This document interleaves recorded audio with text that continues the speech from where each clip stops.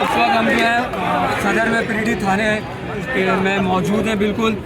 اس وقت ہمارے سندھ کے صدر نعیم عادل شیخ کو گرفتار کیا گیا ہے پولیس کی طرف سے, اور بیاری سے ہمارے حقیقی ایم این اے یاسر بلوچ اور ہمارے جو دیگر ساتھی ہیں عمران خان کے ٹائیگرز ہیں ان کو گرفتار کیا گیا ہے. ہمارا جرم یہ ہے کہ ہم صرف اپنے قائد کے لیے یہاں پریس کلب پہ احتجاج کرنے جمع ہوئے, جہاں ہمیں جمع نہیں ہونے دیا گیا اور اس کے علاوہ وہاں سے بھگایا گیا. پھر اس کے بعد ہمارے سندھ کے صدر کو گرفتار کیا گیا اور بیاری سے ہمارے ایم این اے یاسر بلوچ بھائی کو گرفتار کیا گیا اور دیگر ساتھیوں کو گرفتار کیا. اس وقت ہم یہاں موجود ہیں پیڈی تھانے میں.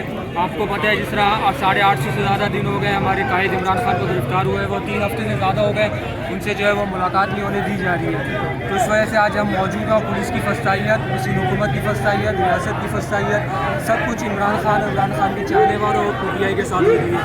اور اس وقت آپ میرے پیچھے نعرے سن سکتے ہیں, کافی لوگ موجود ہیں انشاءاللہ, اور یہاں سے علیم بھائی کو اور دیگر ساتھیوں کو ہم لے کر اپنے ساتھ واپس ہی جائیں گے انشاءاللہ.